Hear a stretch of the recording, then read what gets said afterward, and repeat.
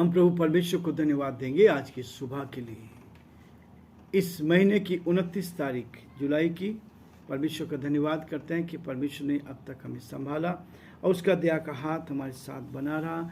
मैं आप सबका स्वागत और वेलकम करता हूँ living Christian women fellowship ministry में कि आप बराबर हमारे साथ जुड़े रहें। आज सप्ताह का कार्य की दृष्टि से आखिरी दिन है कि परमेश्वर ने हमें संभाला और आज 29 जुलाई तक वो हमें लिए चला है।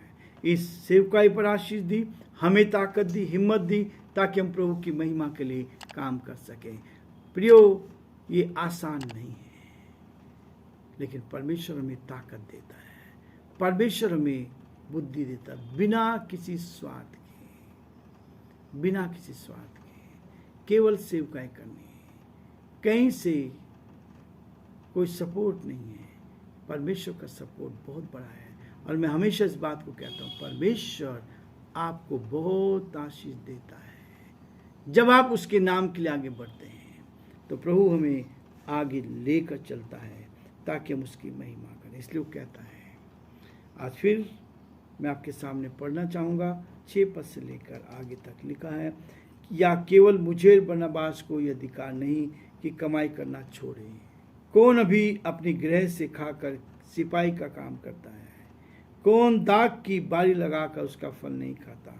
कौन भेड़ बकरियों की रखवाली करके उनका दूध नहीं पीता? 8 पद, क्या मैं ये बातें मनुष्य की ही रीति पर बोलता हूँ?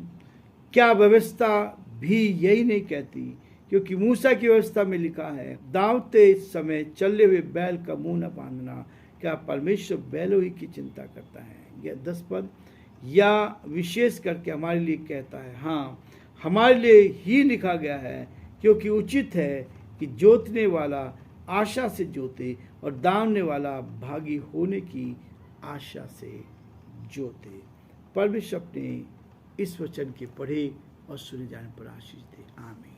प्रार्थना करेंगे। हमारे जीवते और सच्चे विश्वास के योग्य परमेश्वर, धन्यवादित हैं प्रभु आज के शनिवार के दिन के लिए जो आपने हमारे जीवन में दिया है। इस महीने के आखिरी समय तक हम पहुंच गए हैं। आज 29 जुलाई है। धन्यवाद देते हैं पिता परमेश्वर, आपका हाथ हमारे साथ रहा, आपने हमारी आवश्यकताओं की पूर्ति की, हर कदम पर आप हमारे साथ साथ बने रहे। हम इसके लिए आपको धन्यवाद, आपकी स्तुति करते हैं और चाहते प्रभु आपकी दया दृष्टि हर कदम पर हमारे साथ बनी रहे। बड़े आदर के साथ, दीनता के साथ, नम्रता के साथ अपने संपूर्ण जीवन को आपके हाथ में सौंपते हैं। प्रार्थना विनती करते हैं प्रभु, आपकी सुरक्षा हमें मिले, आपकी निकटता हमें मिले, आपके प्रेम का एहसास हमें दे प्रभु जी। हम प्रार्थना विनती करते हैं हमारे सारे श्रोताओं के लिए प्रभु, जो प्रभु इस YouTube चैनल को देख रहे हैं, सुन रहे हैं, इस डिवोशन में सहभागी हो रहे हैं। प्रार्थना करते हैं हर एक को अपने हाथों में ले, उत्तम से उत्तम आशीष से भरपूर कर इस सेवकाई को आगे बढ़ाने में प्रभु जी आप बराबर जो सहायता करें उन पर आपकी आशीष चाहते हैं। उन सब पर आप दया करें, अनुग्रह करें और सब बातों के द्वारा आपका नाम ऊंचा किया जाए। हम बड़े आदर के साथ, दीनता नम्रता के साथ हमारे प्रदेश के लिए प्रदेश के मुख्यमंत्री अशोक गहलोत जी को आपके हाथ में सौंपते हैं। आपका हाथ उन पर बना रहे, आपकी करुणा उन पर बनी रहे, उनको सुरक्षित रख के आगे बढ़ाएं प्रभु जी। हमारे देश के लिए, देश के प्रधानमंत्री के लिए, राष्ट्रपति के लिए प्रार्थना करते हैं, आपकी उपस्थिति उनके साथ ही बनी रहे ताकि वो भी आपके नाम में आगे बढ़ते जाएं और बहुतों के लिए आशीष का, आनंद का कारण बनते जाएं। सारी महिमा आपको देती है। इस प्रार्थना को अपने प्रभु के धार करता यीशु मसीह के नाम से मांगते हैं, आमीन।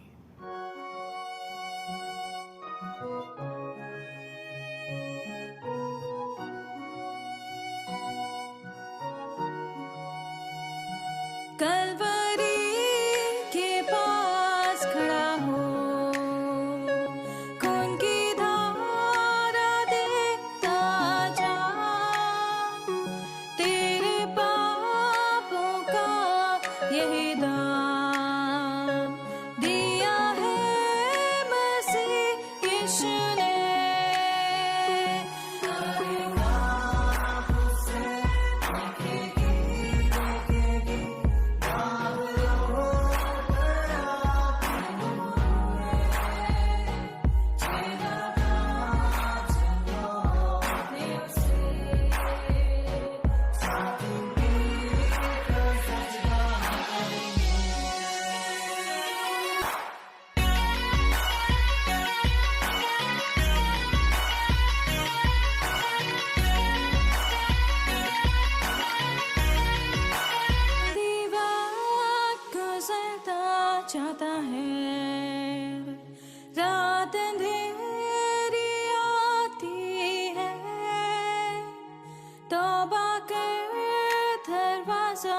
होगा बंद। कुछ ना होगा फिर पछताने से, तौबा कर दरवाजा होगा बंद। कुछ ना होगा फिर पछताने से।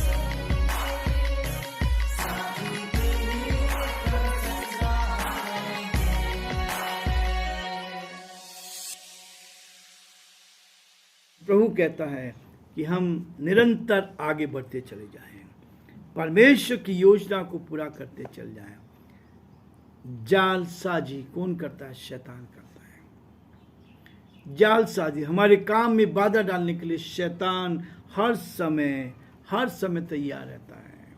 इसलिए 2 कुरिन्थियों का 2:11 में लिखा, हम शैतान की युक्तियों से अनजान नहीं हैं।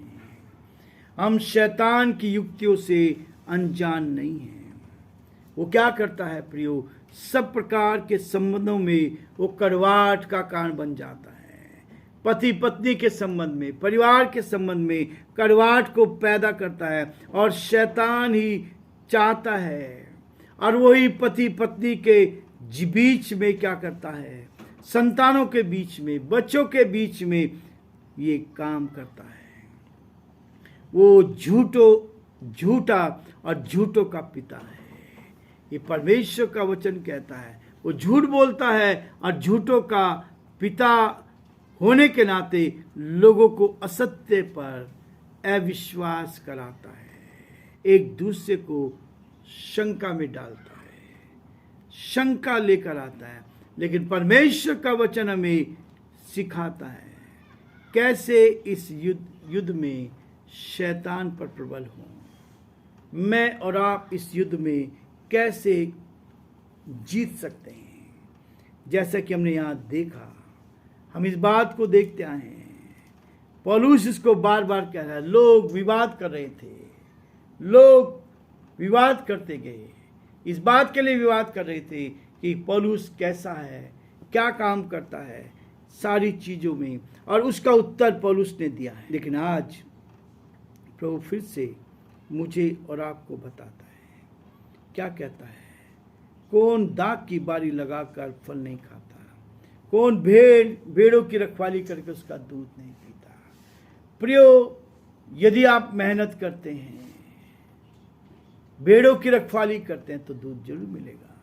यदि आप मेहनत करते हैं और दाख की बाय अंगूरों का बगीचा लगाते हैं या फल फ्रूट लगाते हैं, पेड़ को पालने में बहुत समय लगता है, और जब आप उनको पालते हैं तो क्यों नहीं फल खाएंगे? ये परमेश्वर ने, पौलुस ने बहुत साधारण तरीके से बताया। क्या मैं ये बातें मनुष्य ही की रीति पर बोलता हूँ? ये मनुष्य की रीति पर नहीं, लेकिन वो कहता है मूसा की व्यवस्था में लिखा है। क्या व्यवस्था में यही नहीं कहती? क्योंकि मूसा की व्यवस्था में लिखा है, दावने वाले चलने का वाले बैल का न बांधना। क्योंकि कहता है, क्या परमेश्वर बैलों की चिंता करता है? परमेश्वर बैलों की चिंता करता है, पक्षियों की चिंता करता है, जानवरों की चिंता करता है, सबकी चिंता करता है, लेकिन मेरी और आपकी भी बहुत चिंता करता है। मुझे और आपको भी कहता है, या विशेष करके हमारे लिए कहता है। हाँ, हमारे लिए ही लिखता है। ये लिखा गया है और इसी बात को लिखा गया है क्योंकि उचित है कि जोतने वाला आशा से जोते और दावने वाला भागी होने की आशा से दावे। परमेश्वर हमारे परिश्रम के फल को देता है। वो कहता है, तू अपने खून पसीने की रोटी खाया करेगा, तू अपने खून पसीने की रोटी खाया करेगा। और जब आप मेहनत करते हैं, लगातार परमेश्वर के साथ बैठते हैं, लगातार प्रभु की महिमा करते हैं, तब वो कहता है कि परमेश्वर मुझे और आपको आशीष देना चाहता है। और कहता है इफिसियों 4 अध्याय 26 और 27 पद में कहता, क्रोधित हो परंतु पाप ना करो, क्रोधित हो परंतु पाप ना करो, सूर्यास्त होने तक तुम्हारा क्रोध ना रहे और शैतान को अवसर ना दो। मैं किताब में पढ़ रहा था, वहां पे बताया गया है यदि आपका क्रोध सूर्य अस्त होने के बाद 6 बजे के 1 मिनट बाद तक क्रोध रहता है तो आप पाप कर जाते हैं। ये पाप की श्रेणी में आता है। क्रोध करना, प्रभु कहता क्रोध करो पर पाप मत करो। यदि आपने 1 दिन 2 दिन आपने क्रोध करके रखा तो उसका मतलब आप पाप कमा रहे हैं। इन छोटी छोटी बातों से प्रभु मुझे और आपको बताता है ज्यादा समय तक क्रोधित रहना, सूर्य अस्त उसके पश्चात यदि आपकी नाराजगी बनी रहे तो शैतान के लिए ये पायदान बन जाता है। शैतान इस पर पैर रखकर आगे बढ़ना चाहता है, शैतान हमें गिराना चाहता है। और इसलिए कहता है जहां तक परमेश्वर का क्रोध है क्षण भर के लिए है, परमेश्वर का क्रोध तो थोड़े समय के लिए है। और इसलिए प्रियो उसकी नाराजगी रात में हमारे सोने का कारण हो, ऐसा ना हो जाए कि हम नींद में सो ना पाए।